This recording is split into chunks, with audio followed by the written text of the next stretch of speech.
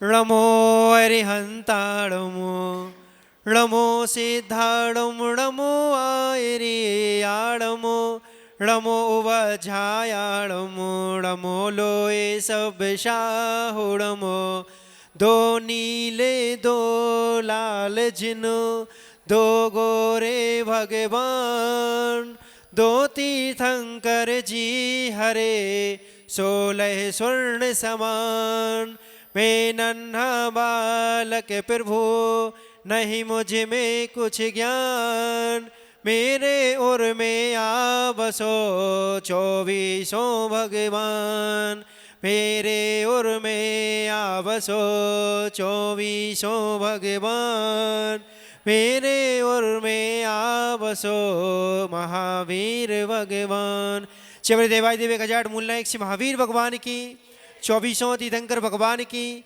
चर्या श्रवणी आचार्य गुरुदेव श्री विशुद्ध सागर जी महामुनि राज की साक्षात विराजमान मुनि श्री अरजीत सागर जी महामुनि राज की समस्त मुनि संघ की। चलिए खड़े हो जाइए और पूज्य गुरुदेव से निवेदन करते हैं। हे गुरुदेव आपके चरणों में नमोस्तु नमोस्तु नमोस्तु। हे गुरुदेव आप अपने मुखारविंद से अमृतमयी दिव्यमयी पावनमयी वाणी से हम सभी के लिए जड़वाणी का रसपान कराकर कृतार्थ कीजिए। नमोस्तु गुरुदेव नमोस्तु गुरुदेव नमोस्तु गुरुदेव। नमः सिद्धेभ्यः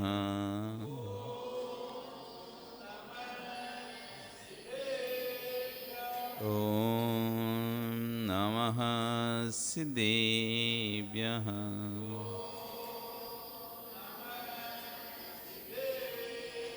ॐ नमः सिद्धेभ्यः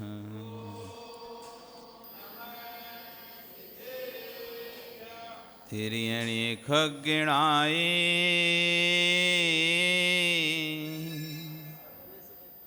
रुतारी मोहि सिर सिरेणि बिहु आयरी राव पसियो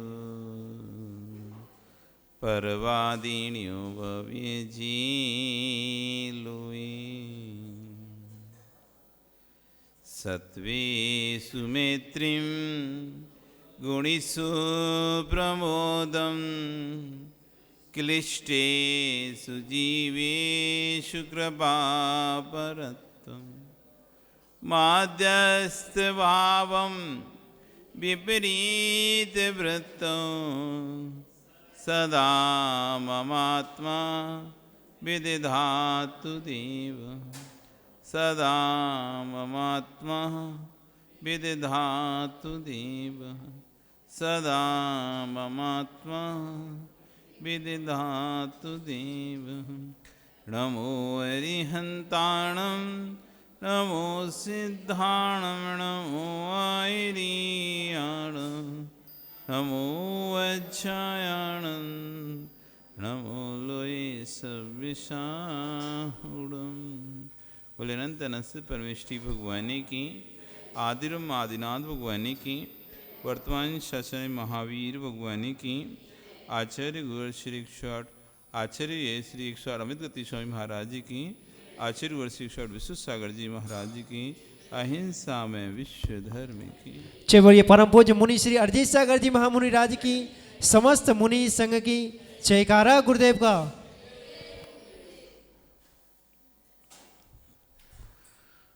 बंधु वर्तमान शासन न्यायिक वर्धमान स्वामी के शासन में तीर्थंकर प्रभु की चरण निश्राम में बैठकर हम सभी जिन देशना का श्रवण कर रहे हैं आचार्य गुण विशुद्ध सागर जी महाराज अपने सामयिक देशना में बता रहे थे कि पाप का उदय कब और कैसे कहाँ आता है पता नहीं चलता।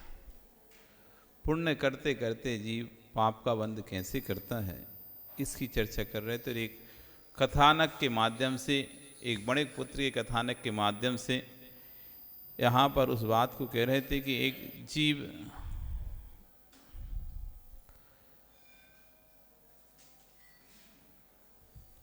जो कि मुइराज को आहार दान दे रहा है और आहार दान देकर तीर पुण्य का संचय कर रहा है, इसी बीच में ऐसा कर्म का बंध कर लेता है जो कि उसको सेठ पुत्र होने पर राजा बनने के बाद भी अपहरण करा देता है। तो आज ये कह रहे हैं संसार की विचित्र दशा है। हम देख रहे थे कि एक बड़े पुत्र हैं जो कि रोज बंजी करने जाता था और एक दिन रास्ते भटक जाता है और वह एक मुइराज के दर्शन करता है जो कि मासूबासी मुइराज थे। वहीं बैठकर सामयिक करता है रोज और भावना भाता है कि जब भी इनकी पालना हो तो मेरे घर पर हो। और कहते हैं कि उसने इतना पुण्य संचय किया, इतना पुण्य संचय किया कि जब मुइराज पालना के लिए निकले तो उसी नगर में गए जिस नगर में बड़े पुत्र रहता था और सबसे अंत में उसका घर था। और मुइराज पूरे नगर को क्रॉस करते करते पूरे घरों से के सामने से गुजर अंतिम उसी के घर पर उसी के द्वारा पड़गान को प्राप्त हुए और पंच आश्चर्य वहाँ पर होने लगे। कह रहे हैं आचे की संसार की दशा देखो, वो श्रावक आहार देना प्रारंभ करता है, ज्ञानी एक समय में अंतराय कर्म का बंध कैसे होता है। एक परिवार में माँ, बेटा, पति, पुत्र सब धर्मात्मा हो जाएं, ये कह रहे हैं कि सबसे बड़ी विचित्रता है। घर में एक धर्मात्मा होता है तो दूसरा धर्म को नहीं मानता। पिता धर्मात्मा होता है तो बेटे धर्मात्मा नहीं होते, बेटे धर्मात्मा होते हैं तो पिता धर्मात्मा नहीं होता, पत्नी धर्मात्मा होती तो पति नहीं होता, पति होता है तो पत्नी नहीं होती, पति पत्नी होते तो बच्चे नहीं होते। आप देखो, आप अपने अपने घरों में ही लगाओ, जितना आपको अपने धर्म के प्रति स्नेह है, लगाव है, राग है, क्या उतना ही आपके बेटे के पिता को है? स्वयं सोचना, जितना आपको आपके बेटे के पिता को है तो क्या उतना ही बच्चों को भी है? नहीं है ना। चारों एक परिवार में माँ, पिता, बेटा और पुत्र, ये चार सदस्य हैं। चार सदस्यों में देखो आप कौन कितना धर्म के प्रति अनुरागी है, कौन कितना गुरु के प्रति अनुरागी है। पाओगे कि एक है तो दूसरा नहीं है, दूसरा है तो पहला नहीं।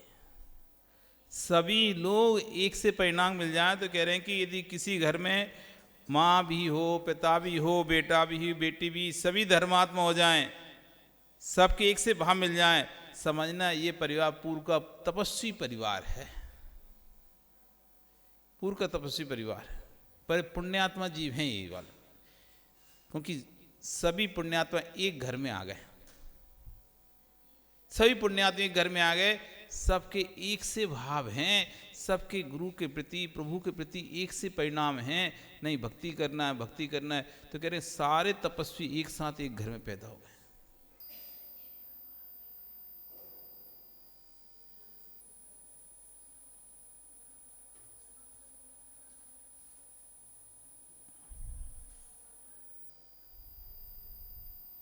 देखो आपकी इतनी सी धीरे धीरे आवाज़ भी कितना पूरे हॉल को गुजार रही है। हमारी इतनी बड़ी आवाज़ प्रभावित नहीं कर रही है और आपकी थोड़ी सी आवाज़ प्रभावित कर रही है सबको, इसलिए थोड़ा सा मन ही मन में उसको पूजा कर। ये पूर्व के तपस्वी हैं, नहीं तो सब जगह नियोग नहीं मिलते। विश्वास मानना पूर्व भव में तपस्वी लोग मिल गए हैं, ऐसा बहुत कम होता है जहाँ माँ के परिणाम, पिता के परिणाम, बेटा बेटी के परिणाम एक जैसे धर्म में लीन हो जाएं, बहुत कम होता है। ये नियम से पूर्व के तपस्वी हैं, ये पूर्व की तपस्या का फल है। हमको तो गुरुदेव के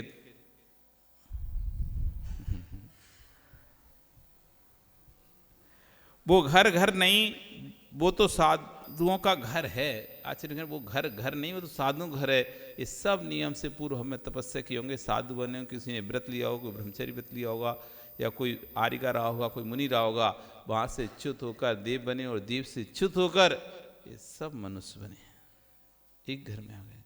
पुण्य उनका देखो, आदिनाथ भगवान का पुण्य देखो, एक ही घर में सारे महापुरुष पैदा हो गए। पिता कुलकर हो गया तो बेटा चक्रवर्ती हो गया, तो एक बेटा कामदेव हो गया, तो आगामी और पोते और तद्भव मोक्षगामी हो गए। बेटियां प्रमुख आरिकाएं हो गई, प्रमुख आरिका ब्रह्मी सुंदरी, कौन बचा? कौन बचा? भगवान की माँ हो गई, पिता हो गए, भगवान के माता पिता, ये महापुरुष में आते हैं, कुलकर महापुरुष में आते हैं, चक्रवर्ती महापुरुष में आते हैं, कामदेव महापुरुष में आते हैं। और क्या चाहिए? पूरा कुटुंब, पूरा परिवार, ये सब पूर्व के मुनि थे। सबने पहले पूर्व में मुनि बनकर तपस्या की थी, तब जाकर भगवान के माता पिता बने हैं, तब जाकर कुलकर बने हैं, तब जाकर चक्रवर्ती बने हैं, तब जाकर कामदेव बने, और तब जाकर तद्भव मोक्षगामी जी बने। ये सब पूर्व के मुनि थे। सबके इतिहास उठाकर देखोगे, पूर्व में जाओगे तो सब ने मुनि बनकर तपस्या की। आप भी कहीं ना कहीं किसी ना किसी पर्याय में मुनि जरूर बने होंगे। ऐसा नहीं समझना कि हमने मुनि कभी नहीं बने होंगे, किसी ना किसी पर्याय में मुनि जरूर बनोगे आप भी। धर्म के संस्कार हैं तो कहीं ना कहीं से तो आए होंगे। तो आश्चर्य कर गए, वो घर नहीं, वो तो साधुओं का घर है। इस बणिक पुत्र की जो माँ थी उसका मन साधुओं के प्रति अच्छा नहीं था, लेकिन जो बणिक पुत्र की माँ थी उसका साधु के प्रति अच्छा भाव नहीं था। क्या करें, कर्म की विचित्रता है। आहार देते समय उसके मन में क्या भाव आ रहे हैं? अब वो बणिक पुत्र आहार तो दे रहा है, लेकिन उसके मन में क्या भाव आ रहे हैं? कहीं मेरी माँ ना आ जाए। क्या सोच रहा है वो आहार देते देते बीच में, कहीं मेरी माँ ना आ जाए। अगर वो आ गई तो कलह करेगी।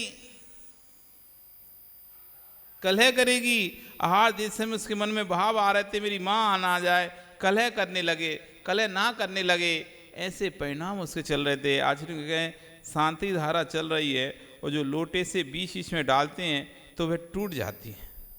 आप पहले से व्यवस्था करके चलो, थोड़ा थोड़ा डालो भगवान के ऊपर, जिससे कि धारा ना टूटे। शांति धारा तो अखंड कर लेते हो, वह तो जड़ पानी की धारा थी, उसकी तो चिंता कर लेते हो कि कहीं टूट ना जाए। उसका टूटना व्यवहार की भाषा है। यदि धारा बीच में टूट जाए तो तुम अशुभ मानते हो, अच्छा नहीं मानते हो। ऐसी ज्ञानी जब पुण्य का कार्य करने जाओ तो अपने परिणामों की धारा को, अखंड धारा को देख के रखना, ये धारा टूट ना जाए। शांति धारा में बड़ा ध्यान रहता है, धारा नहीं टूटना चाहिए, अखंड धारा चलना चाहिए। लेकिन जो आप कार्य कर रहे हो, पुण्य के कार्य कर रहे हो, उसमें ध्यान क्यों नहीं रखते कि हमारे पुण्य की अखंड धारा नहीं टूटना चाहिए। बीच में जो तुम बोल लेते हो, बातें कर लेते हो, पूजा करते करते, जाप करते करते, प्रवचन सुनते सुनते, जो बीच में आप बोल लेते हो ना, ये आपकी अखंड धारा टूट गई,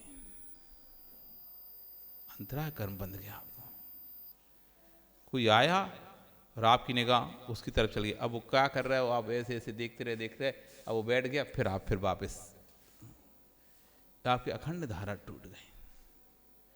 जो आपकी श्रुत को सुनने की जो धारा थी, उस धारा में कोई व्यक्ति को आप देखने लगे, किसी वस्तु को आप देखने लगे, आपकी श्रुत की अखंड धारा टूट गई। आपको पता नहीं चला, पर आपका उपयोग जो था, जो उपयोग जा रहा था आपको सुनने में, वो उपयोग देखने में चला गया। कौन आया, कौन बैठा, किसने क्या किया, उधर आपका ध्यान जैसे गया, आपकी अखंड ज्ञान की धारा में खंड खंड हो गए। इसलिए आचार्यगण कह रहे हैं, मेरे परिणाम इधर उधर ना चले जाएं, प्रवचन सुनने आए तो अखंड धारा से सुनो, पूरा मन योग लगा के सुनो। आहार देने गए हैं तो अखंड धारा से दो, प्रभु की पूजन कर रहे हो तो अखंड धारा से करो। जब अरहंत की पूजा करने जाओ तो मोबाइल की डीवा को घर में रख कर आया करो, क्योंकि आप तो सुपयोग में लगे हैं और एक घंटी आ गई तो आपकी अखंड सुपयोग की धारा खंड खंड हो जाती है। मोबाइल लेके चलते ना 24 घंटे, छोड़ते नहीं 1 मिनट भी। तो कह रहे भैया कम से कम 5 मिनट के लिए, 10 मिनट के लिए तो आए थे मंदिर, उस थोड़ी सी देर के लिए मंदिर आए, उसमें भी मोबाइल लेके साथ में आए, और वहाँ भी 10 मिनट में से 5 मिनट तो बातों करने में लगा दिए। यहाँ भी आए तो फोन बजा, और फ़ोन बजा तो तुम्हारा मन होगा और चलो उठा के एक बार बोल दें, और उठाया तो 4 बातें शुरू हो गई, तो 4 बातों में पता चला 40 मिनट निकल गए, समय पता नहीं चला। वो मोबाइल में बातें करते, आए तो मंदिर को थे लेकिन लग गए बातों में।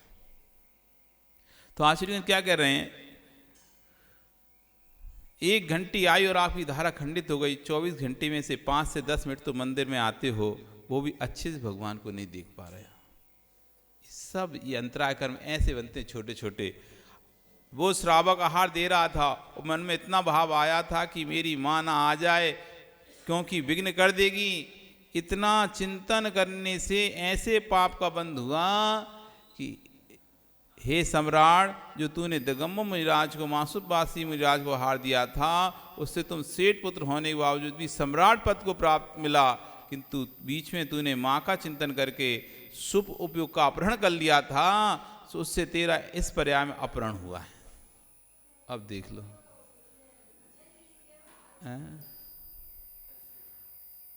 अच्छे के लिए किया क्या, अच्छे के लिए किया, सोच तो रहा ना वो, क्या सोचा, देते देते क्या सोचा, मान आ जाए, कहीं विघ्न ना करे। इतने में उसके जो परिणाम आहार देने के थे वो चले गए। जो शुभ योग के परिणाम थे वो आर्त ध्यान के हो गए। अनिष्ट का संयोग ना हो जाए,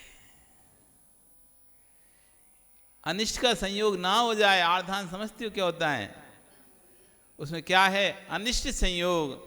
जो हम नहीं चाहते वो ना होना, जो हम नहीं चाहते वो हो जाना, ये हो गया अनिष्ट संयोग। तो चिंतन करने लगा अनिष्ट का संयोग ना हो जाए, लगाना पड़ेगा। हमारे जो परिणाम है कौन से ध्यान में जा रहे हैं, मां ना आ जाए, मां ना आ जाए, ये अनिष्ट संयोग नाम का आर्त ध्यान चल रहा है। क्योंकि इष्ट नहीं है ना उसे अभी, उस समय वो आएगी तो लड़ेगी, इष्ट नहीं है अभी इस समय, तो वो बार बार सोच रहा है, देते देते देते सोच रहा है ना आ जाए। ये बीच बीच में उसके परिणाम बार बार क्या हो रहे हैं, जो शुभ भाव एक धारा में जाना चाहिए थे वे खंड खंड हो रहे हैं। ये जो बार बार आपके कामों में अंतराय आते हैं ना, ये इसी कारण से आते हैं। काम रुकना, बीच बीच में आपके काम रुक जाते हैं, काम बनता नहीं है, बिगड़ जाता है, अंतराय पड़ जाता है। कोई कहा था अभी दे रहे हैं पैसे, फिर 1 घंटे, अभी 1 घंटे बाद लाना, अभी तुम बोला था अभी दे रहे हैं, हाँ अब 1 घंटे बाद देंगे हम, तो 1 घंटे का जो अंतराय पड़ गया। कोई ने कोई काम को लिए बुलाया था और 1 घंटे बाद आया, वो हम जारी करते रहेगा उसका 1 घंटे तक।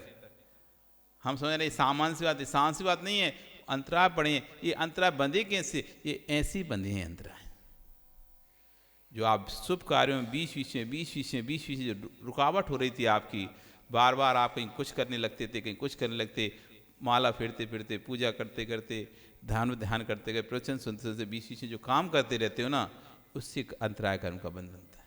आपको लगता है हम तो एक ही काम कर रहे हैं, हम तो कुछ कर ही नहीं, हम तो धर्म का ही काम कर रहे हैं, लेकिन एक कार्य को आपने ब्रेक किया है कहीं ना कहीं, तब जाके दूसरा कार्य प्रारंभ हुआ है, नहीं तो दूसरा कार्य नहीं हो सकता था।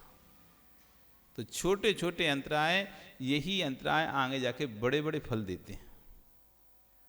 छोटे छोटे अंतराय आगे जाके बड़े, कितना सा देर को छुपाया था अंजना ने भगवान की प्रतिमा को, अंतराय पड़ा ना, 22 वर्ष का अंतराय हो गया। घड़ियों में 22 घड़ी थी, लेकिन अंतराय पड़ा तो 22 वर्ष का पड़ा। ऐसा बिछो हुआ, 22 वर्ष तक पति का संयोग नहीं हो पाया।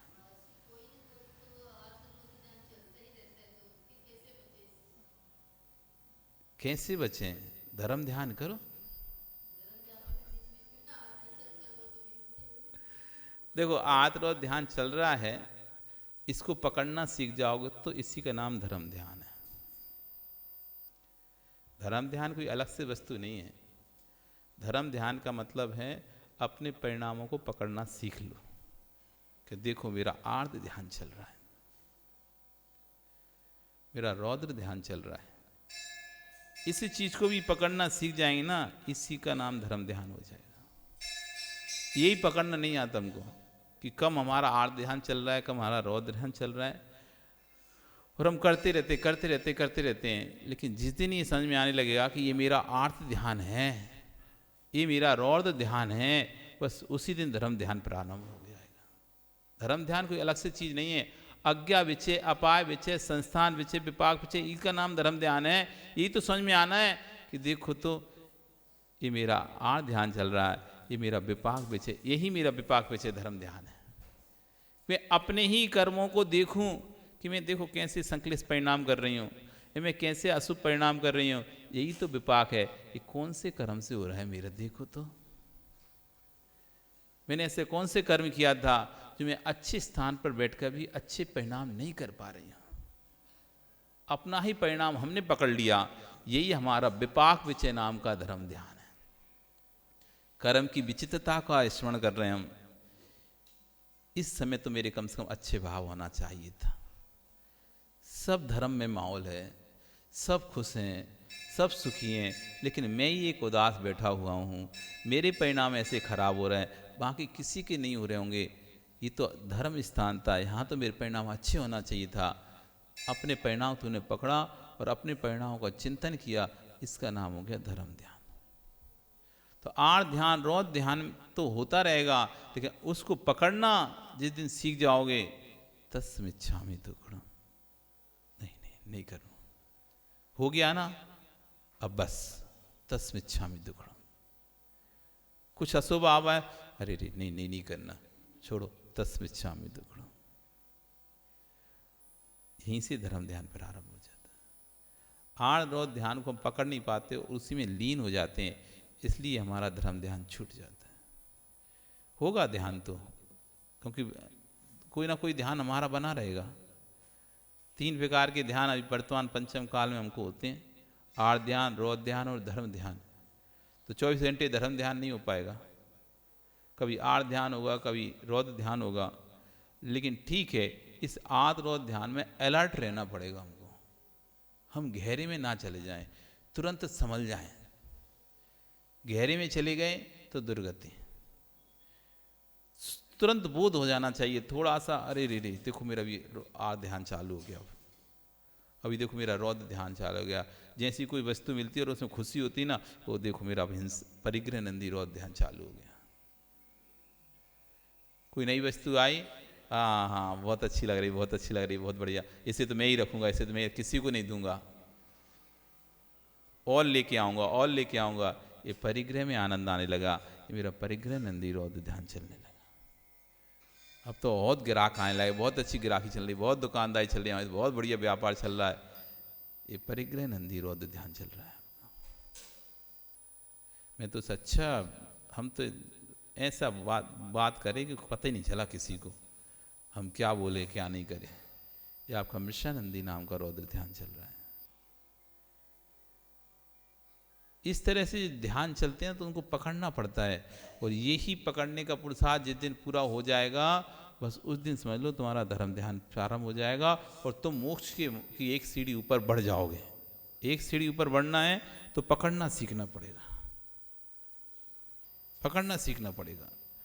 और ये नहीं कर पाते, इसलिए संसार में भटक रहे हैं। संसार भटकने का कारण क्या है? यही कारण है, भटकन यहीं से प्रारंभ हो रही है कि पकड़ नहीं पा रहे हैं।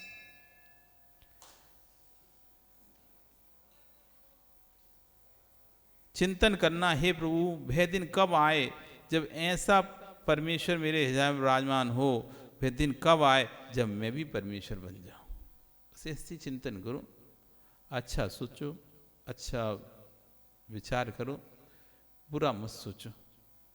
चाहे किसी के प्रति हो, किसी के प्रति हो, बुरा चिंतन मत करो, अच्छा ही सोचो। जब भी सोचो अच्छा सोचो, बुरा चिंतन नहीं करो।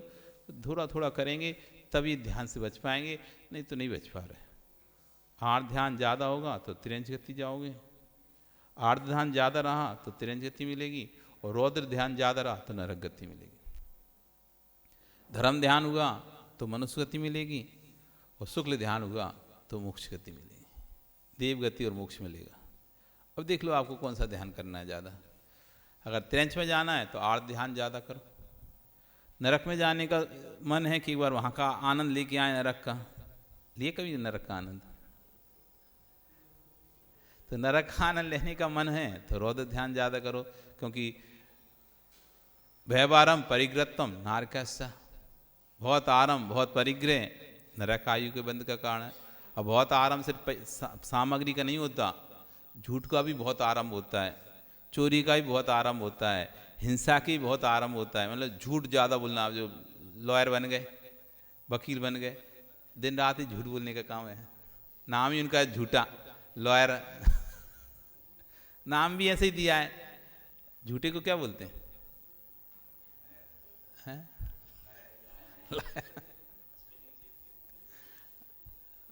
स्पेलिंग चेंज कर दिए हैं तो बन गए। तो उसको काम क्या है उनका? झूठ बोलने।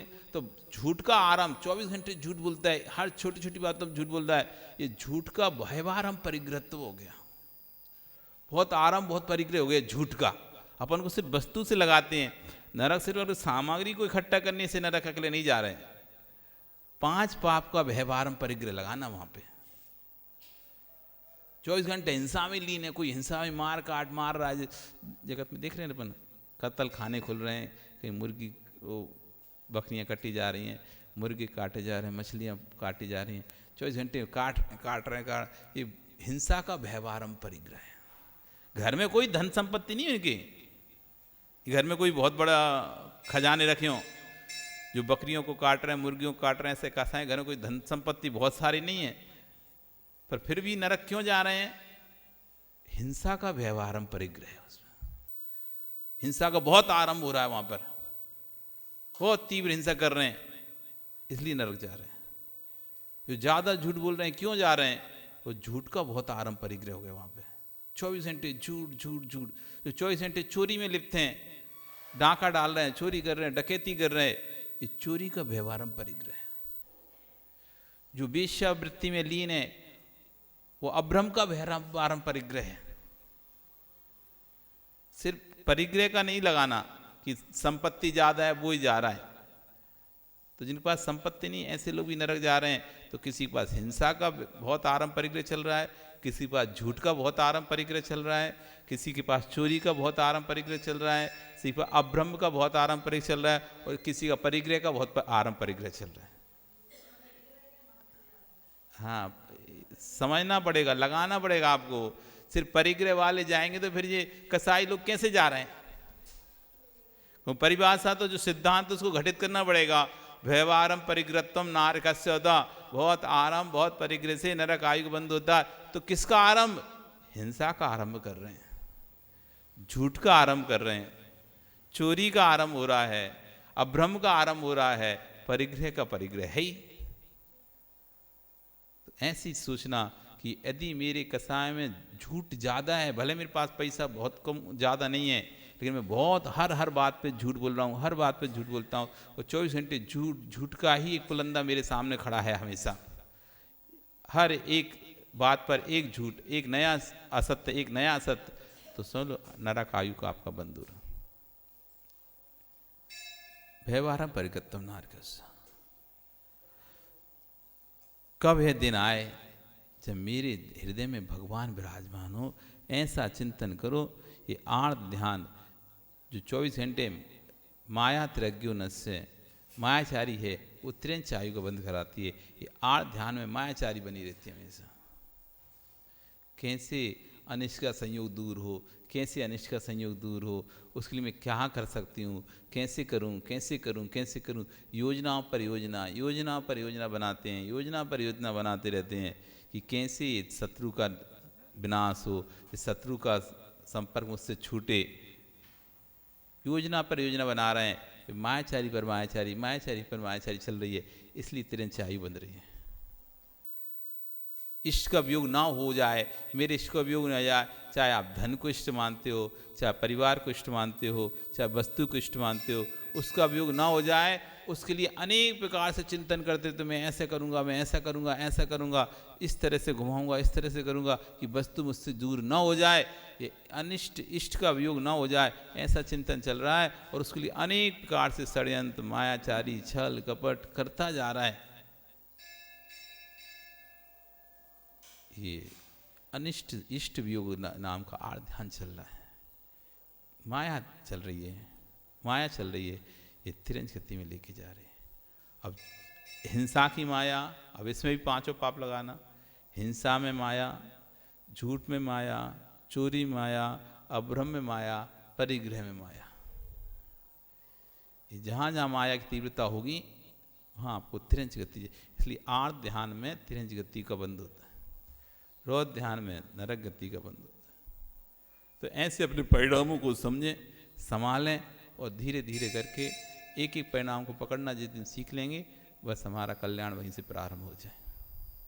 आज आपका कल फिर आओगे अरे आ रही तो कल एक नए श्लोक के साथ आचार्य भगवान यहाँ पर कैसे भगवान मेरे हृदय में विराजमान हो इसकी व्याख्या करेंगे। बोली भगवान महावीर स्वामी की।